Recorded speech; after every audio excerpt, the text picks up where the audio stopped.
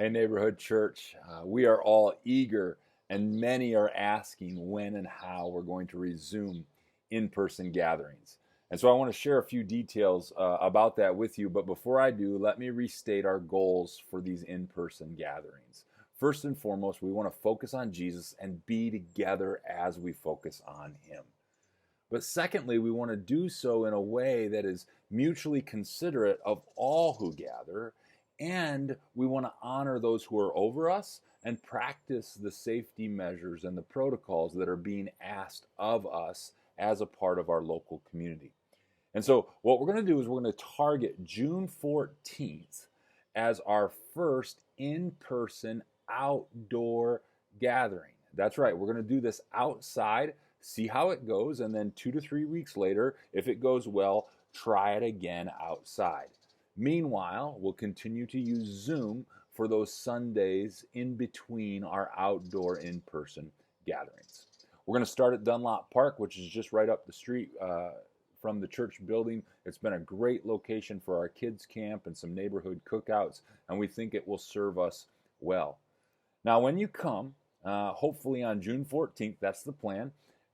There's some things that we're going to ask of you. First of all, the night before, the morning of, would you check the temperature of everyone in your household and make sure nobody's above 100 degrees?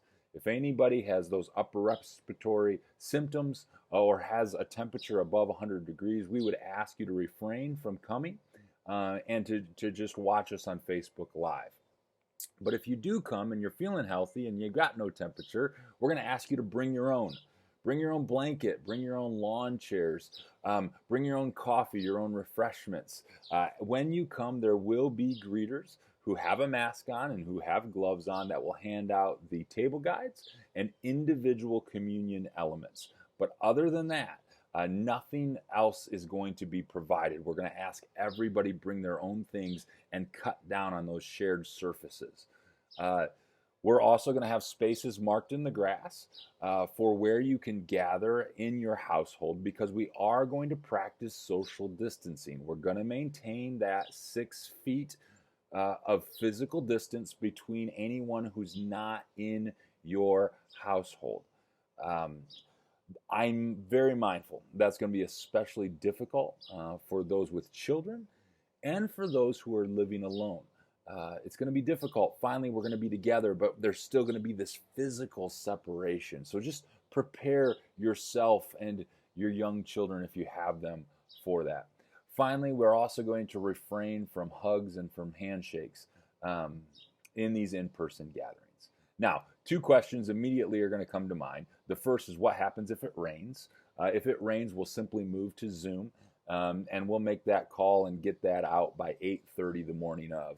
And the second question is going to be, what about masks? Do we have to wear masks? Well, that's one of the advantages to being outside is we're going to recommend, but we don't have to require you to wear masks as we gather, as long as we're practicing that social distancing and not sharing contact surfaces. So that's just one of the reasons for meeting outside.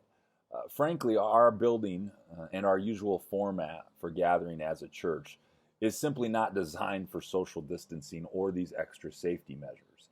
And so by meeting outside, there's more room for us to be together and yet apart, and there's less shared surfaces that we need to sterilize, no door handles, none of those types of things.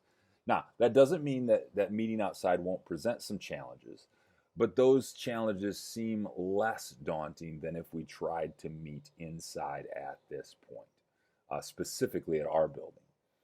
Now, the other redemptive value of meeting outside and not meeting in our building for now is it allows us to continue to give Neighbors of Hope exclusive use to the building and operate in a way that they can not only continue to serve the men in the Fresh Start program that have been there, but actually start to welcome new men.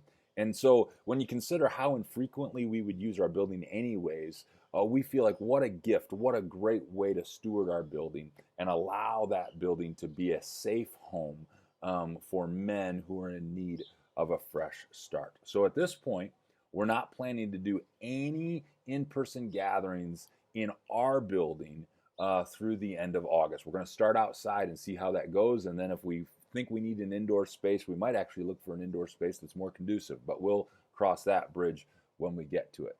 So for now, for our midweek prayer gatherings, we're going to continue to use Zoom on Wednesday nights at 7 p.m., which has been great because participation's actually increased, especially from those who live at a distance from the building. However, for our DNA groups, gathering in small groups under 10 is permissible, even now under our current stay-at-home orders. So if you're in a DNA group, have that conversation with each other and see if it would be beneficial and if it's time for you to begin to meet together in person. If you do, be mindful of the same things. Think about meeting outside instead of inside. Limit shared surfaces. Maintain that distance. But please, by all means, connect with each other and focus on Jesus together in a safe manner.